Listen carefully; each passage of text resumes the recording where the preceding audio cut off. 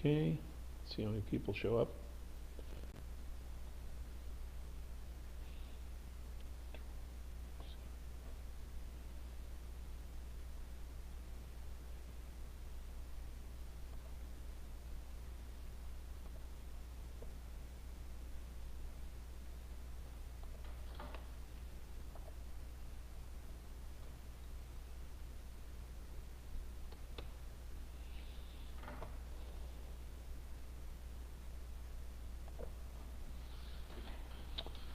Do, do, do, do, do, do, do, do, do, do, do.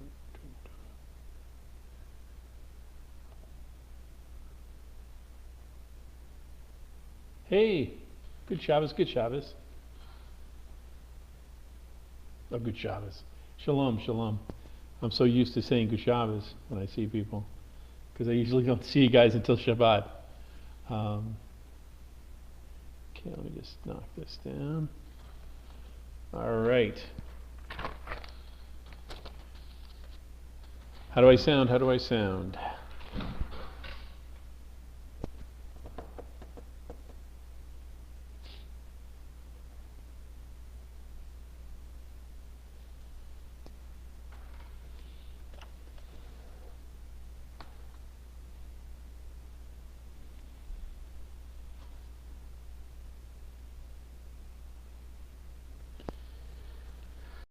Okay.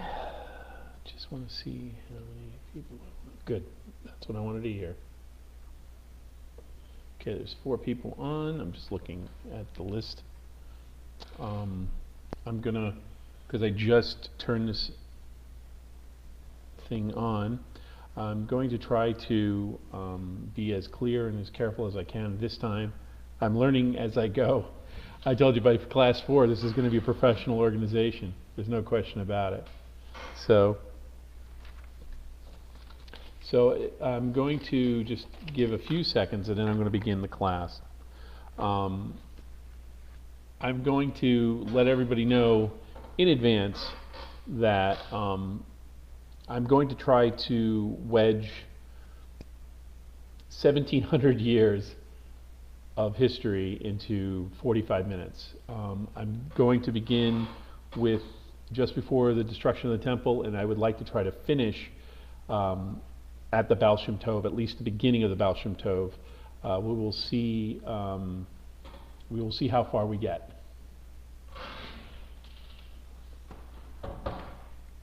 So if somebody could be so kind as to post on the Kol Hesed, the big page, not our community page, because I just did that on our community page. If somebody could just post that this is live, in case anybody's looking for it. Hopefully by this point they know that the YouTube channel is here.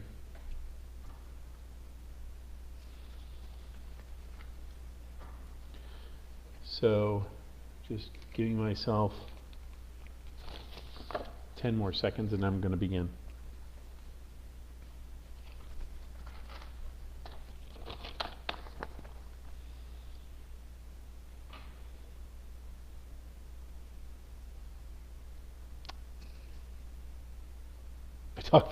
Yeah, I'm going to try talking fast. Okay, so let's get going. We have a lot to cover. I would ask everyone to please hold their questions till the end. And I'm going to try to get this done by 8:35, 8:45, and then leave some time for us to discuss. So please, let me know if you can't hear me. Let me know if thank you, Jono, for doing that for me, posting the thing onto the page. So tonight we begin where we left off. At this point, the concept of Messiah is now bicuspid. We have the original concept of Messiah, which means somebody who's anointed as king, i.e. the example of King Cyrus in the book of Isaiah, chapter 45. And of course, now we have the Hellenistic, later to be Aristotelian concept of Messiah being a spiritual concept or idea, a universal, as we discussed last week. So tonight I'm going to skate over. Now, if you want a full list of false prophets, type in, Google the term claimants for Messiah, and it will come up. Actually, once again, Wikipedia. The folks at the Wikipedia are amazing, but they have a pretty extensive and exhaustive, like 70 pages, and names and hyperlinks and everything else.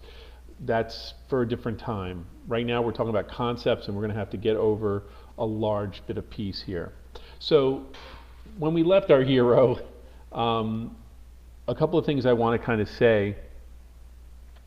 One is that as far as biblical studies is concerned, as far as biblical history and literature is concerned, we know from archaeological as well as lexiconic, you're going to be seen anyway. Sorry. Lexiconic evidence, meaning the actual books and manuscripts, the codification of what we understand as the Hebrew Scriptures doesn't happen in earnest. And I'm being honest here, not as a rabbi, I'm telling you as a historian. Not until around 300 of the Common Era. Around the same time the codification of the Christian Scriptures occur, for the same reasons. It's reactionary, but we'll get to that when we get to that. The main purpose of what occurs next is all linked, once again, back to the Maccabean revolt. So we get to approximately 60 of the Common Era.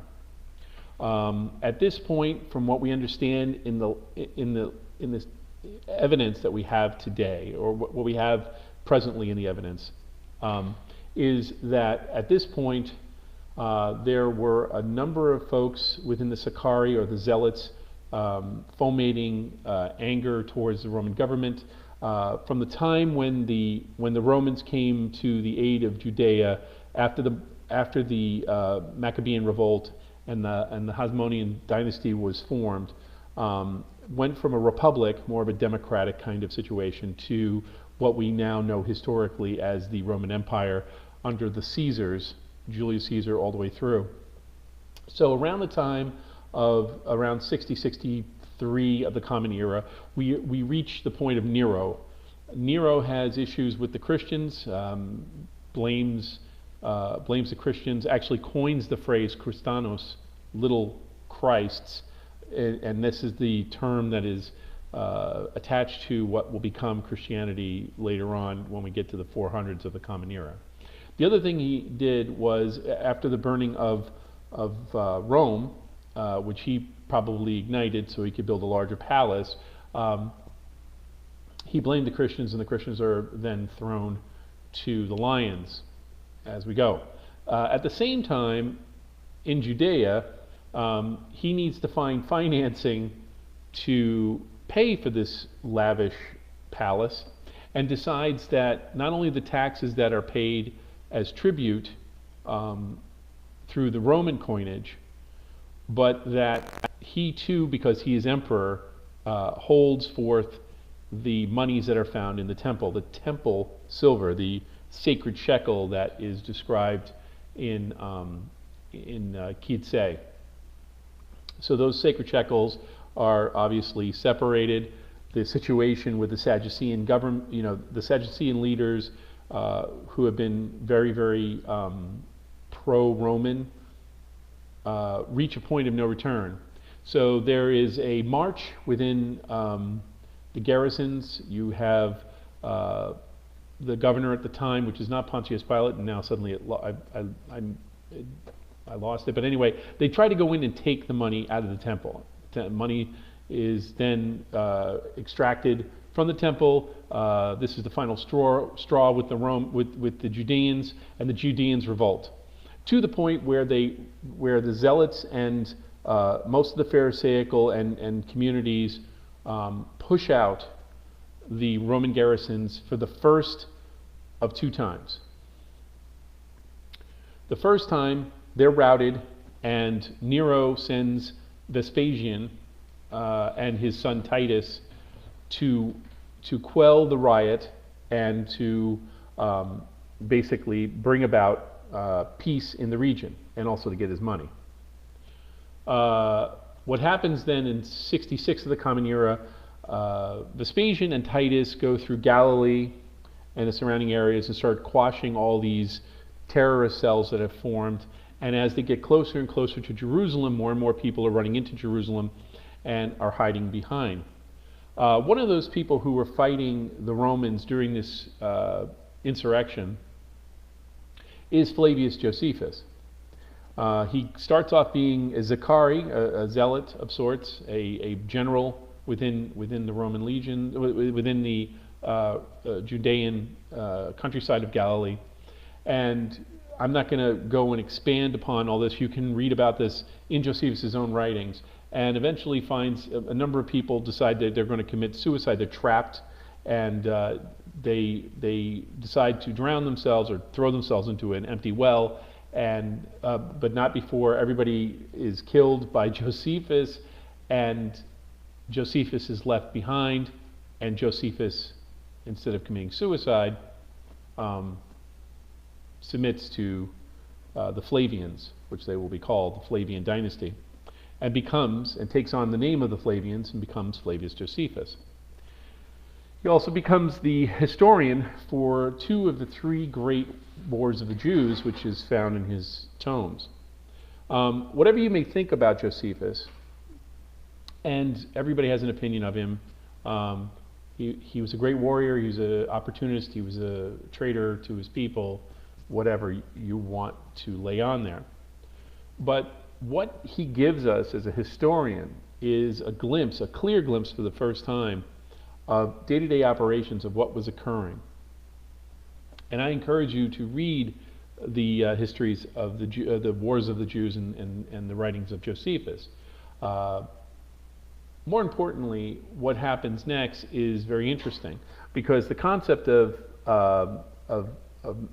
messianic ideas, or the concept of a Messiah, still holds tact within the Jewish community and continues to do so at its base, and I'm going to get to that point shortly.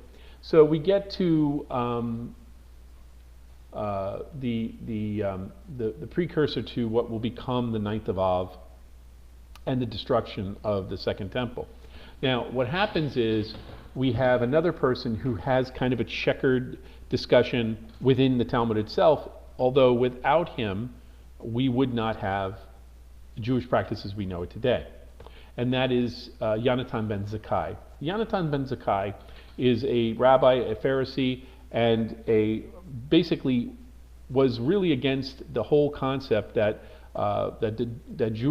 Judea should be fighting with the Romans. He understands, like most people, understands the fullness of history in regard to how we got the Romans in there in the first place, and Yonatan ben Zakkai, his position has always been that the Zachari, the zealots, were the ones really fomenting the problem. That with reasonable discussion and applying the fact that they were part of this greater empire, not considered full citizens, by the way, that one could reason with the Romans. So during the siege of Jerusalem, things become so desperate that Jerusalem runs out of food, runs out of fresh water. In fact, the Romans, as part of the siege process, were flinging dead bodies and dead animals and diseased animals over the walls to cause a plague. And they, for the most part, were fairly successful. First, we have, through Josephus, and you can take that with a grain of salt, Josephus' position, that Josephus starts to argue and yell up to the Judeans to reason and allow the Romans in so they can stop this terrible disaster and try to, reason with the community. This, of course, is returned with arrow fire and flinging of dead animals onto the other side. So Yonatan ben Zakkai hears this, and of course I'm filling in gaps here. I'm covering chapters upon chapters, so let's try to get to the point here. Yonatan ben Zakkai sees that it's so desperate that people are eating their dead children. It's horrible. So Yonatan ben Zakkai decides that nobody could go in and out unless there was a dead body. So they took Yonatan ben Zakkai, put him on a gurney, piled him up on top with they said dead, rotten meat, whatever, to make him smell bad. And his students, his Talmudim, comes to the gates and say, "This is our rabbi.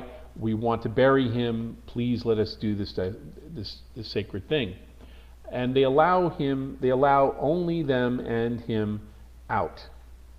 They place his body down into the ground. They do not cover it.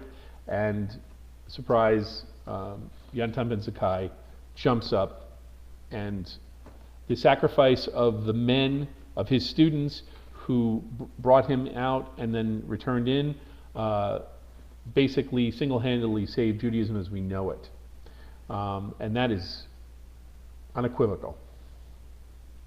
So, what happens? So, what we have in the meantime is after Nero sends Vespasian and his son Titus into Judea, into the Arabian Peninsula, to rout this insurrection, Nero is assassinated.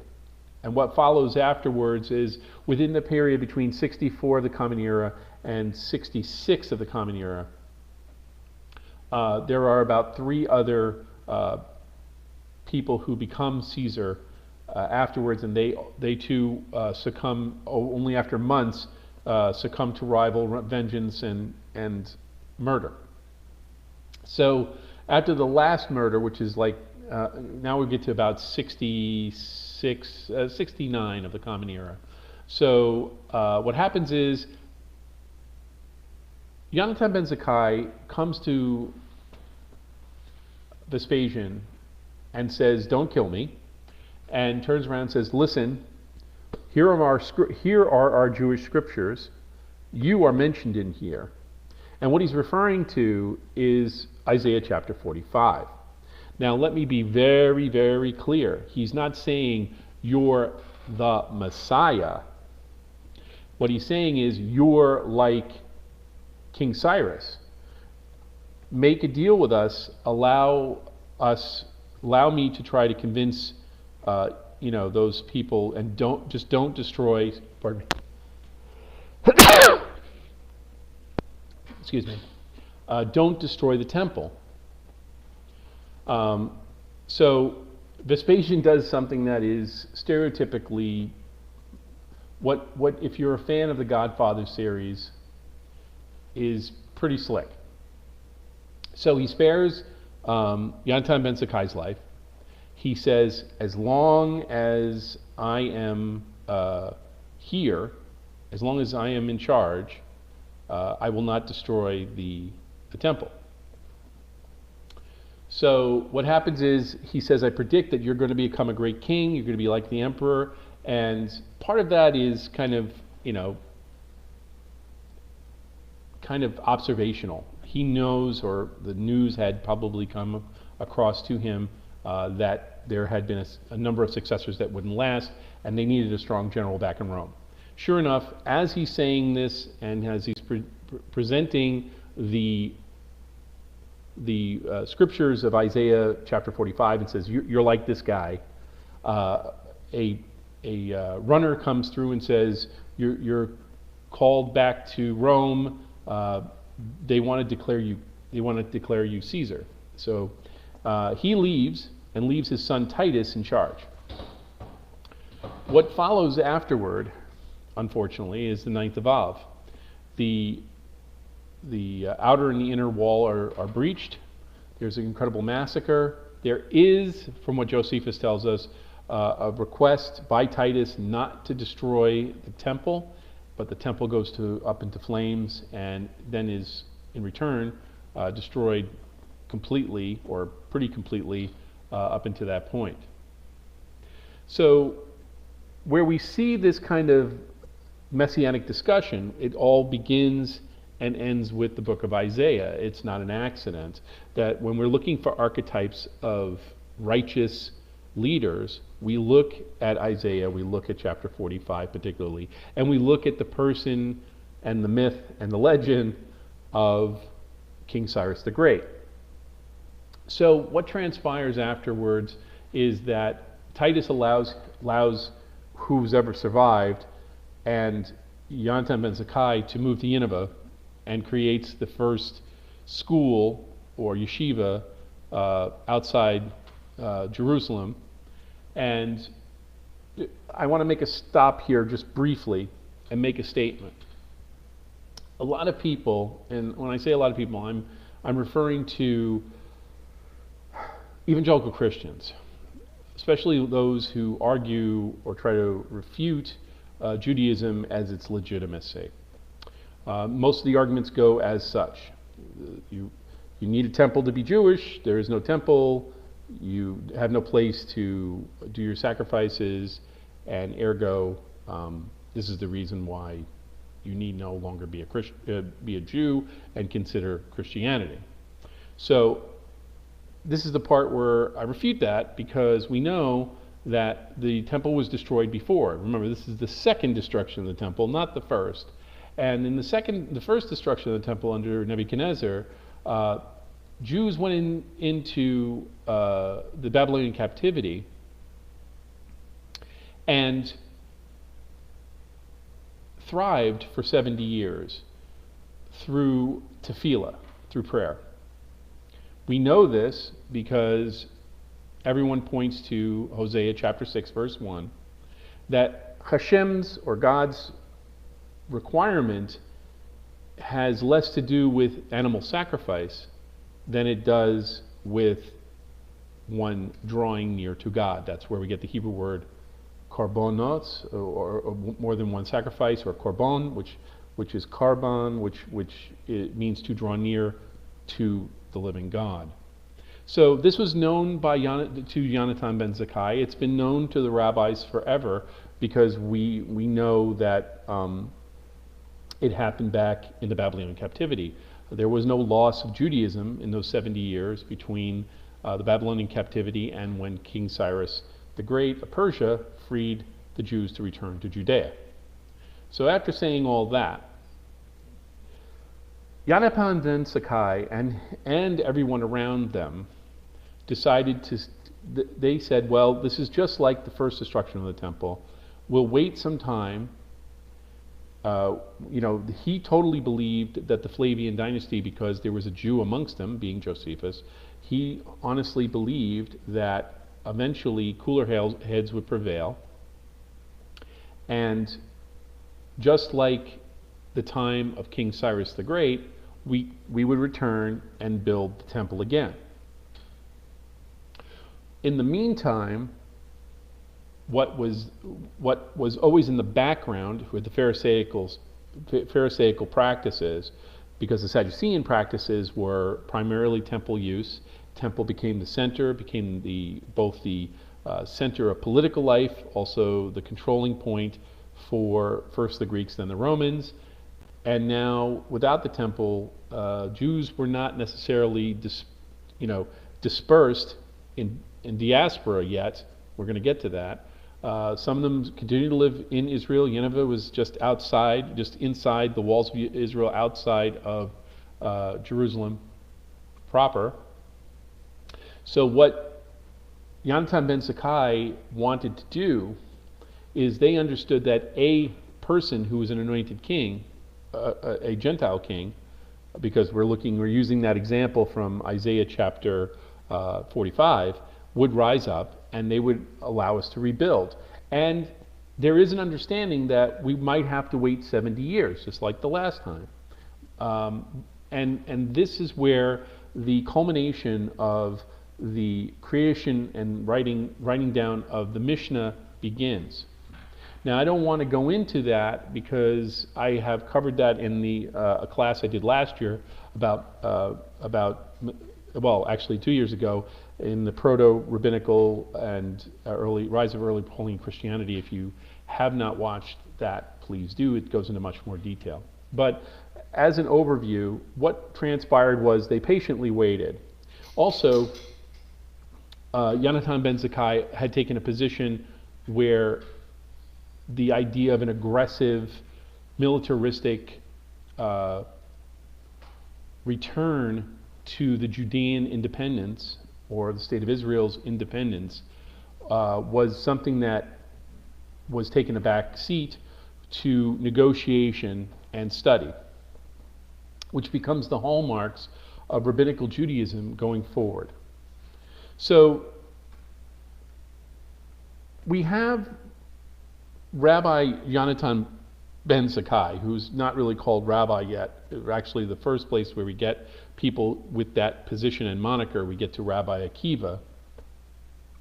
But when we get to Yonatan ben Zakkai sees history and sees the Jewish people in the face of history. And he's approaching Moshiach, the idea of Messiah, as a righteous king, a righteous Gentile king. And commentators, when you're looking at the Rabbah, which is a writing of commentary on the Torah, you see a lot of people, when you see the story of Joseph and the Pharaoh and the king, there's a lot of discussion about righteous kings.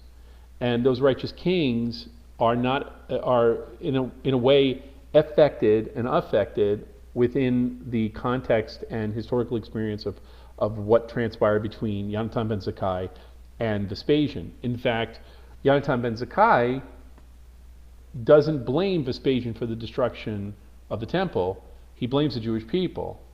In fact, we know this because Yoma 9 Beis is attributed to him.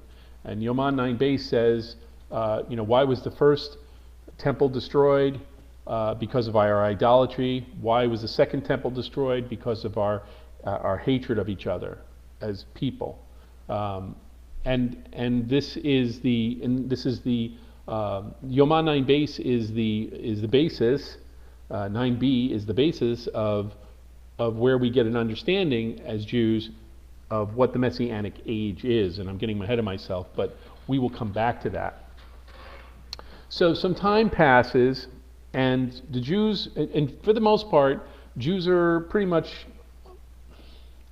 not necessarily untouched, but they're kind of like, in that in-between point between, well, we have no temple, we can't build the temple yet, and Yonatan ben Zakkai and his successors indicate, look, let's not do anything harsh or rash with the Caesars, the emperors of Rome, until the time has allotted and we can go and approach the powers that be to allow us to rebuild the temple. And the rationale of that the thought process of why the temple was destroyed was basically indicated that it's a penance for us to rethink how we should act around the world around us. And it does set a precedent of how Judaism acts for the next 2,000 years, in a much more passive way. If they're bothering me or they're harming me, obviously I'm initiating it, and I should really change the way I operate. And sadly the rationale up into the Holocaust, and the reason why, one of the reasons why Jews tried not to make waves even in the face of what transpires. Anyway, so we get through the Flavian kings, and around 132,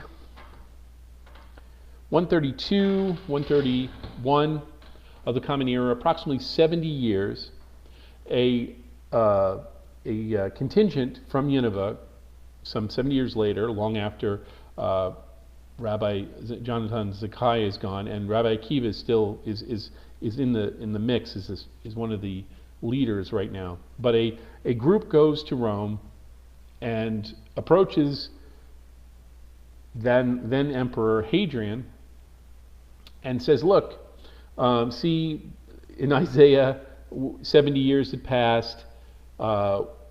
We stopped our misbehavior, and this righteous king, King Cyrus, brought us back in Judea.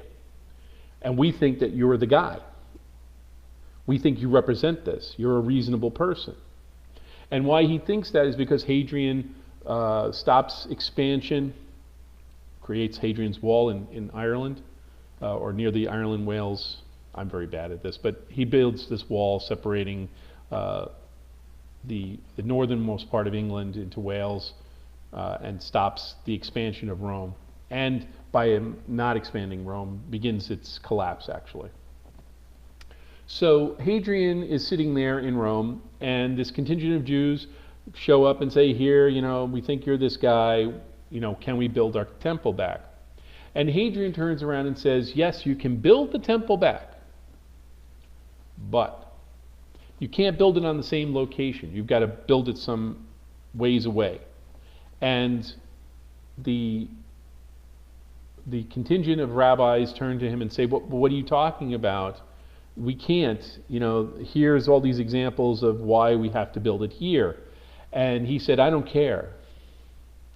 You guys started this. You can have your temple, but I want to leave those ruins there to remind you not to mess with Rome. As you probably guess, it doesn't go down very well. The contingent returns.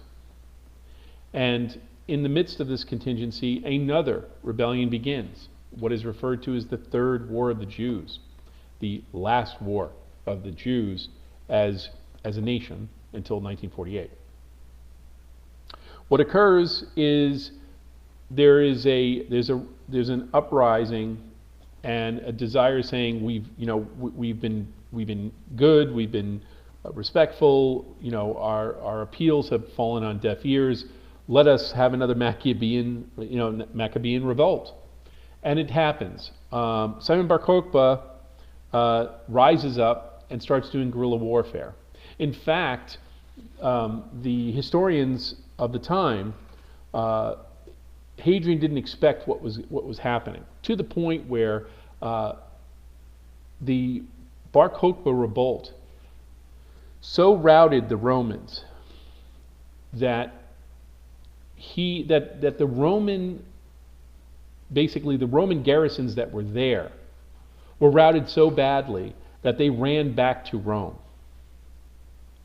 And during that 2-year period, that 24-month period, the Third Temple was built. The coinage is found that with Bar Kokhba's name on it, and the traditional, he's anointed king by Rabbi Akiva.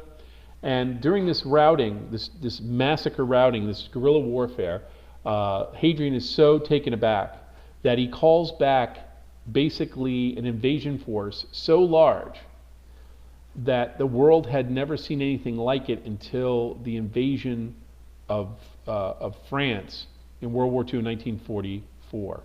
When we stormed the shores of Normandy, that was the second time, or the next largest contingent of people attacking one location.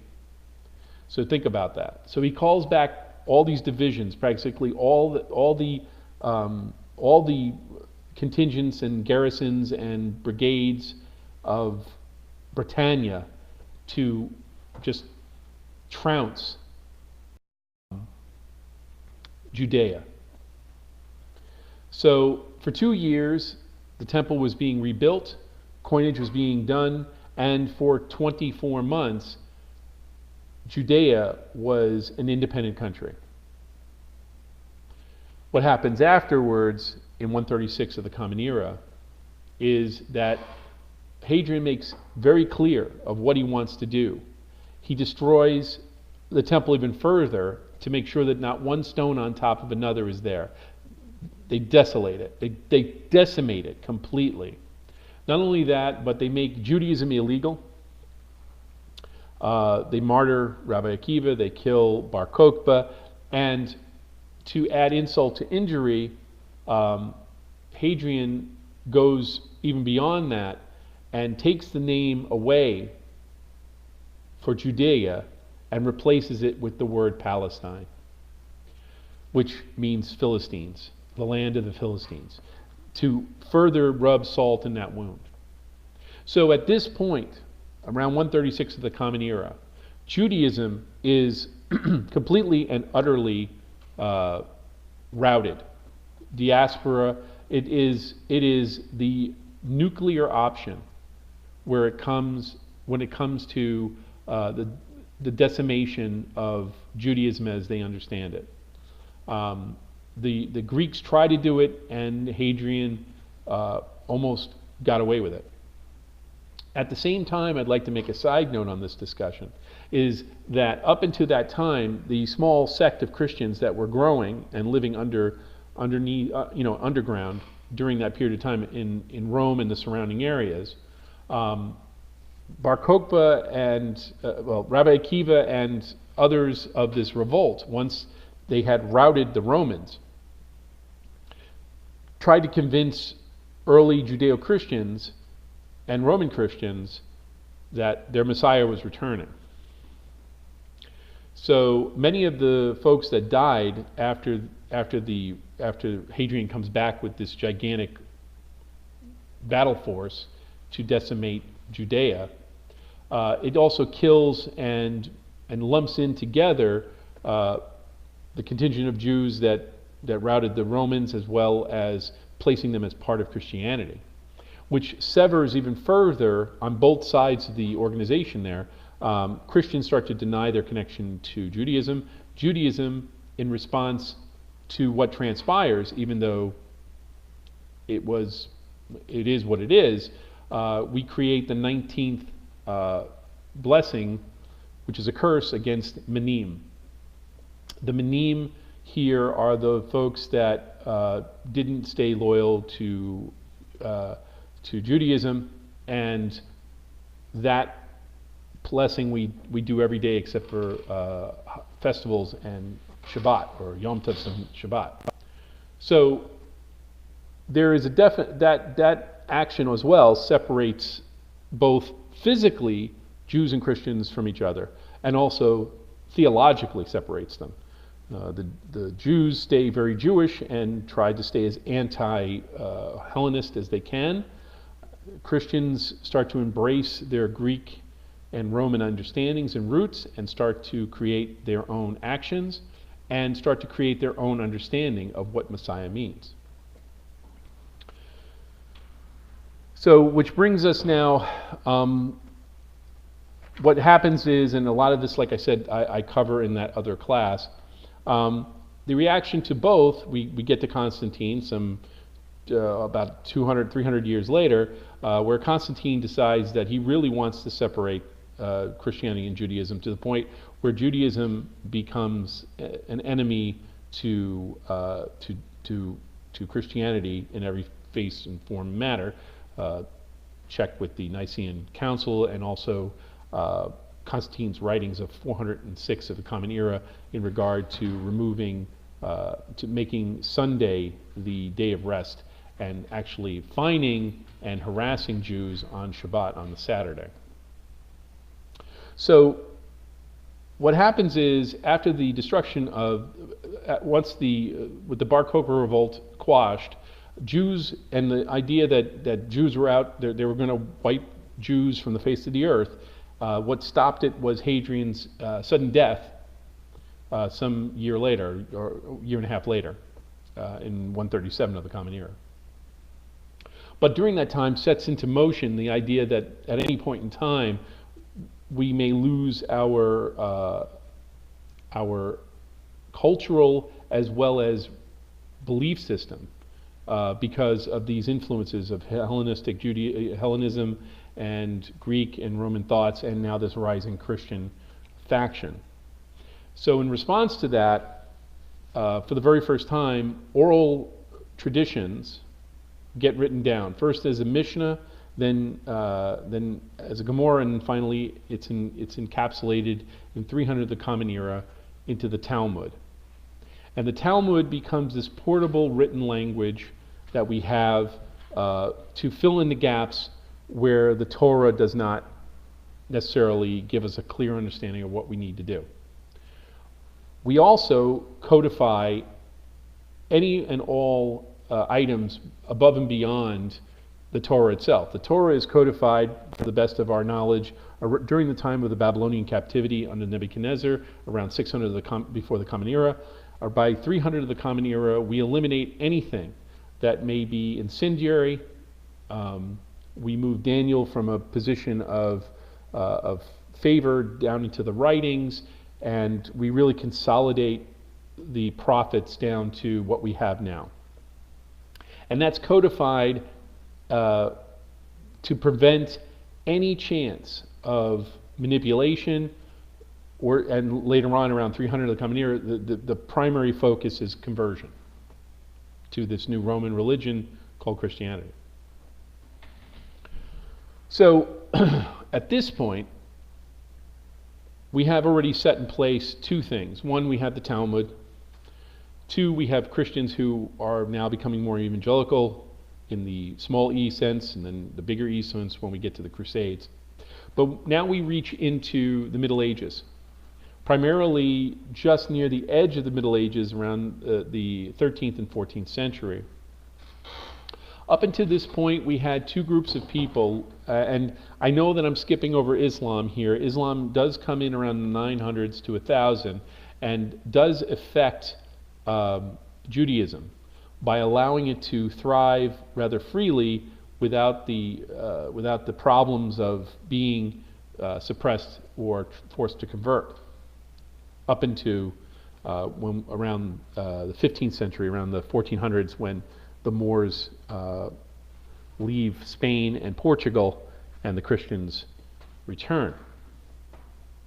So when we get to the Middle Ages, we have an understanding that we have the oral traditions that allow us to kind of manipulate through or to wade through our belief system, and even how we are to see the world, our worldview in the process.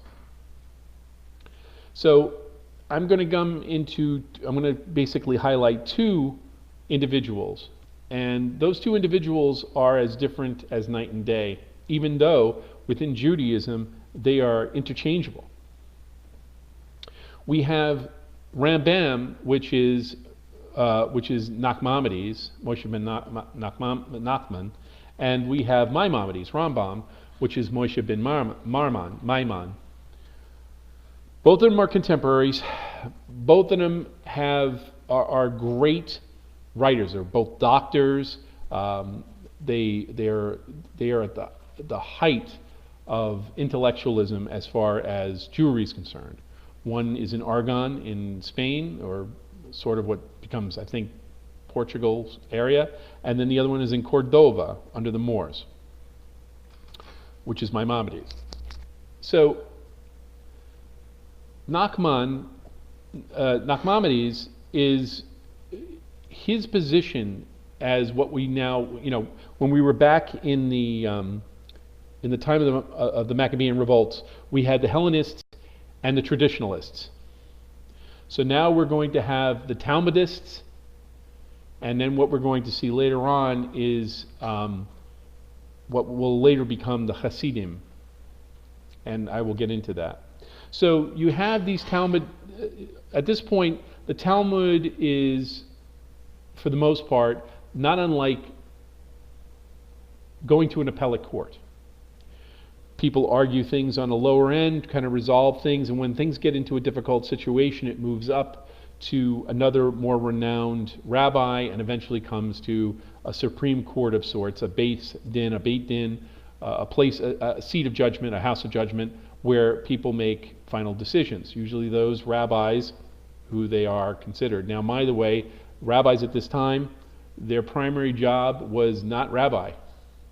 Their primary job was whatever their position was in,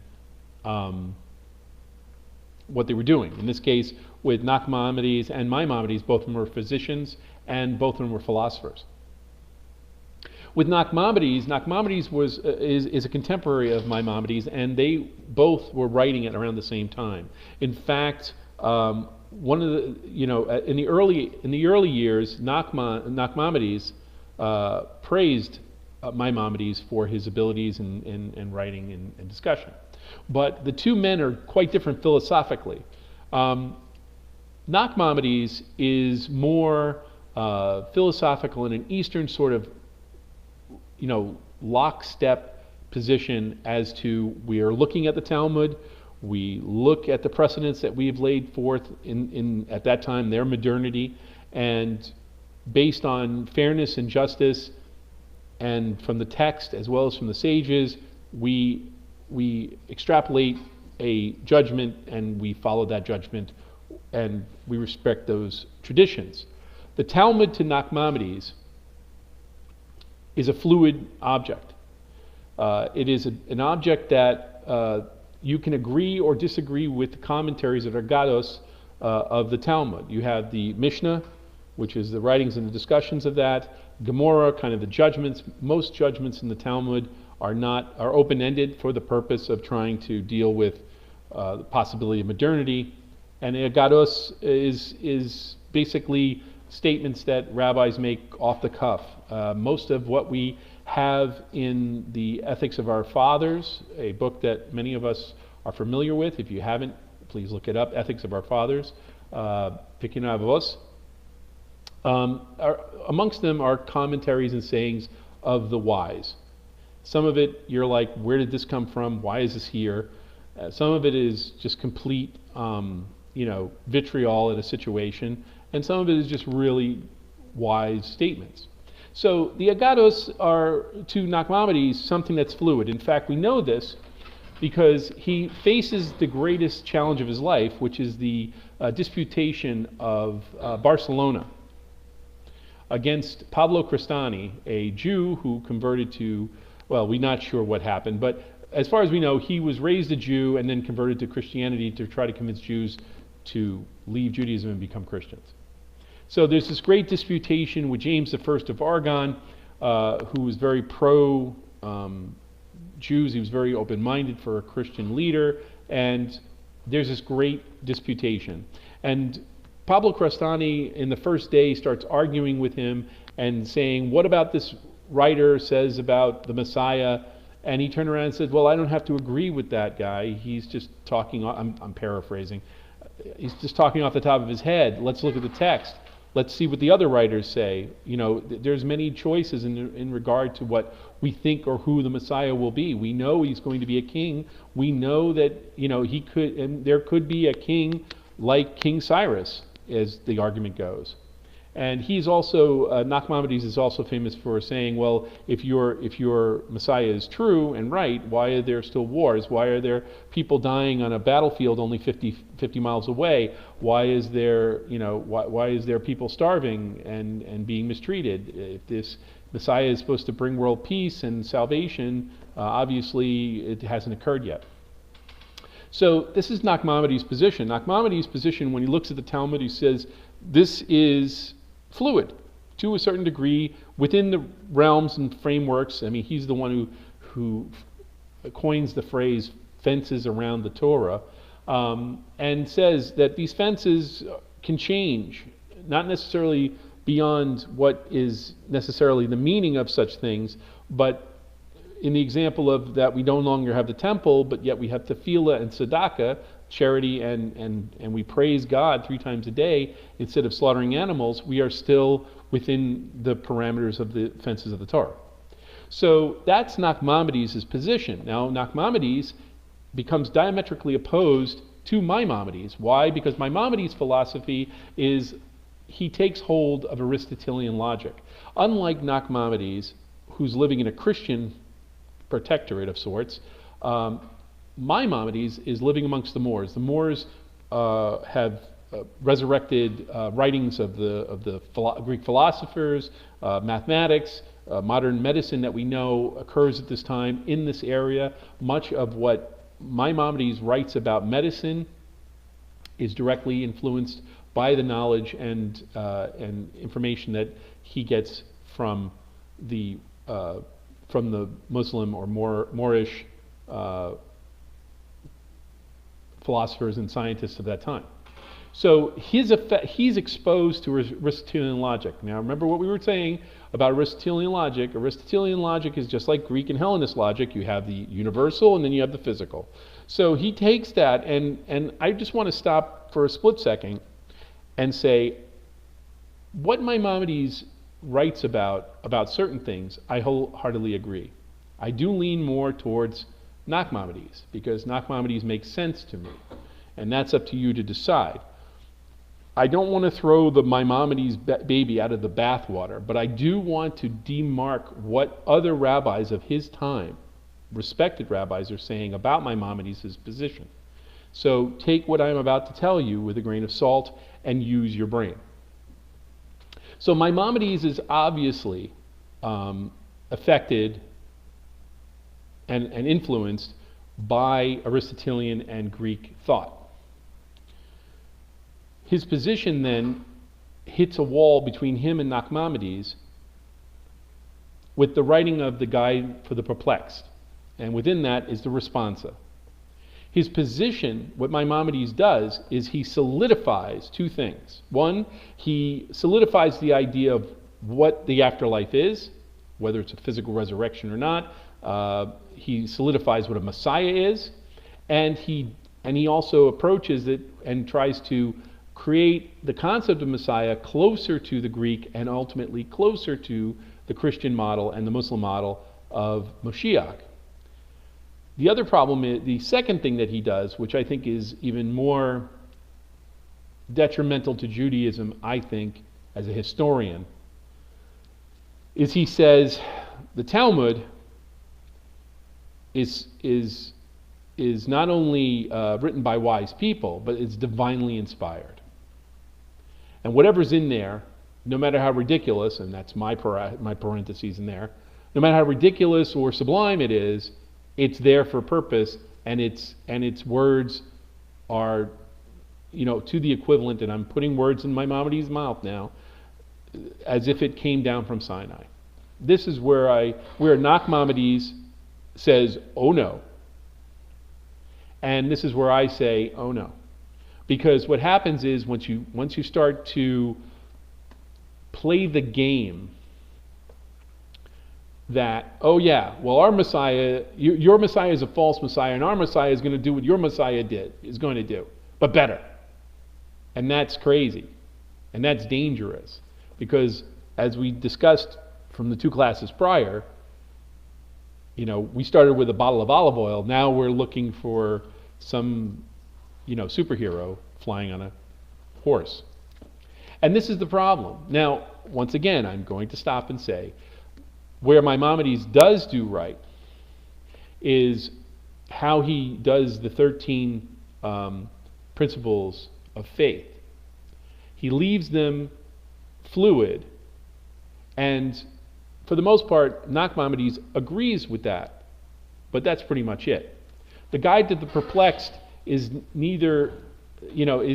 solidifies Judaism and almost brings it into a doctrinal standard, which is detrimental, because that's exactly what Christians and later on with Islam tries to create a doctrinal standard. Once you create a doctrinal standard, then you're going to say this is true or orthodox, and this is outside the truth or heresy. Because, as you probably guessed, if you look at Judaism as a whole, even into this modern time, the old joke is when you have 3 rabbis in a room, you have 9 opinions. And it's true. And the reason for that is because each individual person, a la Nachmanides, sees what's there as a whole and judges for himself for that circumstance to argue the jurisprudence. What happens is we leave the Talmudist position with Nachmanides, who's saying, this is here, that these are precedents, just like any other legal precedent. If you watch Law and Order, the stuff that they try to argue and try to wiggle around established laws based on legal precedents, jurisprudence. That's exactly how Judaism is meant to work. It's always been meant to work that way. That's the reason why we have the Talmud. That's the reason why we have precedents and, minhag, tradition, halakha, certain standards, and then the mitzvot, which is the commandments from Hashem. So that is much more fluid. So when you try to solidify, which is what happens with Maimonides, he tries to solidify it by squeezing in that Greek, thought process. He now changes and tries to indoctrinate Judaism on the same level as in the Greek mindset of Christianity, for example, and this is the big statement. So for the rest of their lives, they were arguing each other and saying that each one is, Nachmanides said that you can't do that, and he successfully basically ran 10 rounds with this guy Pablo Castani and just trounced him. And if he had taken on that position that Maimonides takes, it would be less true in his position, if that makes any sense. So what happens? Well, Nachmanides goes off towards, closer to Nineveh, towards Jerusalem, establishes a school there. And Maimonides, after the loss of Cordova to the Christians, goes into Egypt and that surrounding area. The two influences continue separately for generations. And what we discover later on, and this is the reason why you hear a lot when we talk about Orthodox Judaism and Hasidic Judaism, you hear a lot more of Maimonides' discussions and kind of cursory discussions from Nachmanides, is because later on, what also follows him out, Maimonides out in a sense, though we don't have any proof of that, because Kabbalism is not actually, even though it apparently starts in the same location, Maimonides does not mention it at all. So there's always a question of when did that develop and how did that prop up. But that kind of spiritualism, that kind of mysticism is that universal versus the physical thing in its fullness when dealing with what happens later on. And when you have that much more Maimonides, Rambam-esque position where everything is static and is, that is divinely inspired, and I don't like using that term because there, as a rabbi, as an Orthodox rabbi, as a rabbinical Jew, the importance of the Talmud is incredibly necessary for us to observe the Torah. There's so many things that have to be adjusted and addressed that is not completely expressed within the writings of the Torah.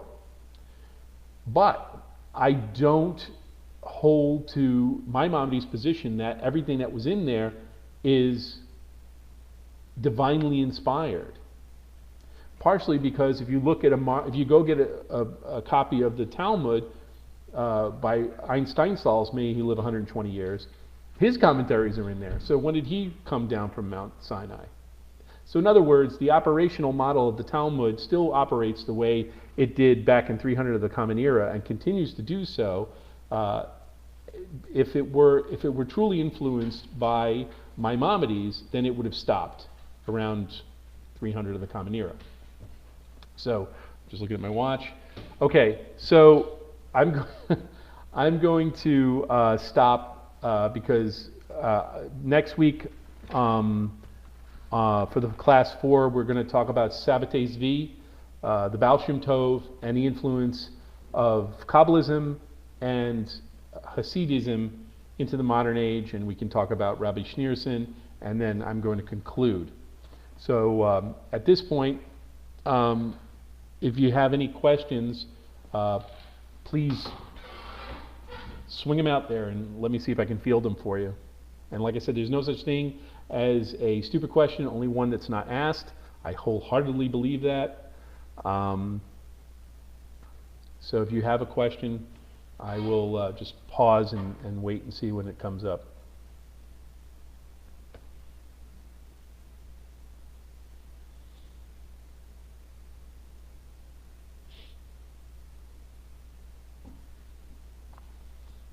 I gotta remember where I left myself here. Okay. Disputation. Oh, okay, that's not bad. I can go from there.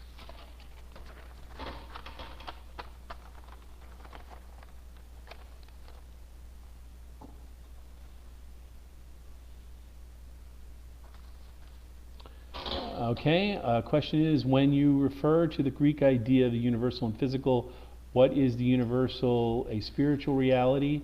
Yes. So if you watched class 1,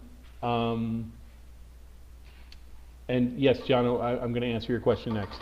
If you read class 1, when we're talking about Platonic understandings of things, there is the universal, which is yes, which eventually Christianity and Hellenistic Judaism takes on as spiritual, the spirituality of the thingness, the manness, the tableness, the iPhone-ness of something, and then the physical item, which is a lesser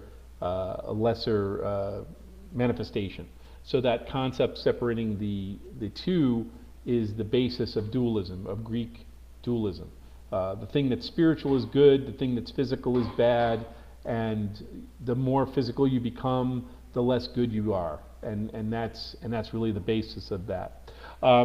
Yes, Jono asks, did Rabbi Akiva did declare Bar Kokhba to be Mashiach? Yes. Now, what he declared was he is the anointed king. The concept of Mashiach, as we understand it, as savior, and all the Christian idea of a God king, priest king discussion, was not what Rabbi Akiva was doing. What he was doing was he was anointing a king like David, like Saul, like Solomon. He has said, "This is our king. He's sovereign. We don't."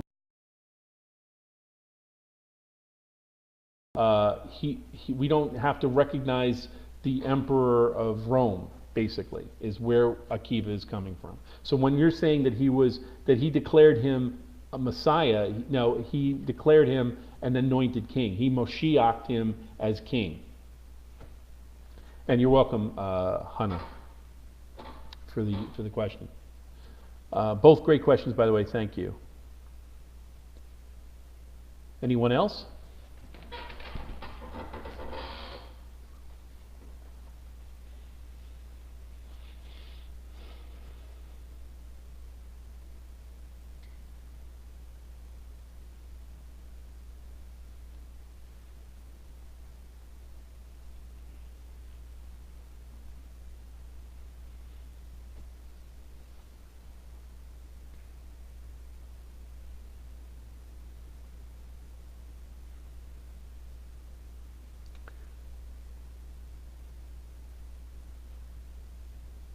Okay. It is now. Bar Kokhba was of Judea. Yes, he was. He was unlike the Maccabees, where the priests revolted. This particular revolt was done by. Actually, Nachmanides wrote a number of books. Funny enough, his most famous one was about marriage. I want to get the exact here. There's a book that he wrote about called Iragos HaKodesh. It literally means the Holy Epistle. It can be translated that way. But what it is, it's about marriage. The whole idea of Shalom Base is based on his writings.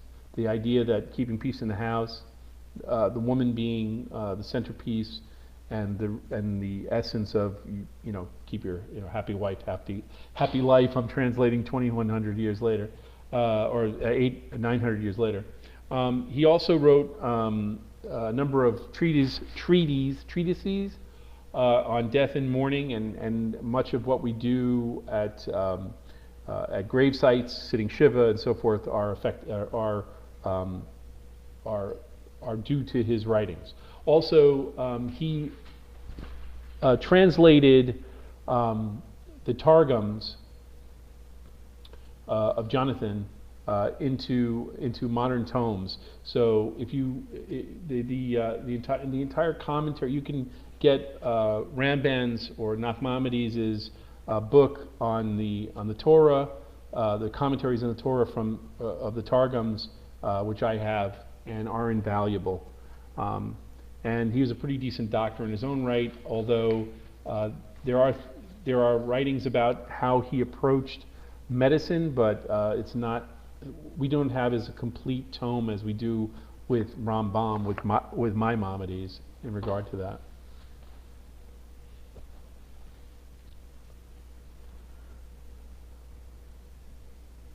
So, is there any other questions?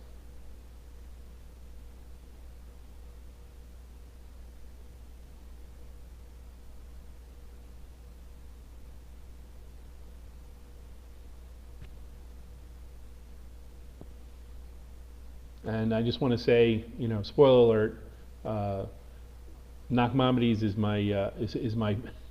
my favorite rabbi, other than Rabbi Yaakov Sadin, of blessed memory, my teacher. Of all the Hebraic scholars that set forth, or rabbinical scholars that set forth precedents and ideas, and was brave beyond words. He could have been murdered at any point in time. He was the last person, by the way, the last disputation that they ever did, that the Roman Catholic and the Spanish Inquisition ever did, was the Disputation of Barcelona. After that disputation, there was no more disputations, because they realized that guys like Nachmanides would run circles around their scholars. So, okay. So with that, I will say good evening. Like I said, next week we will discuss Sabbatai Zvi, Jacob Franks, and the rise of Hasidism with the Baal Shem Tov and the Talmudists.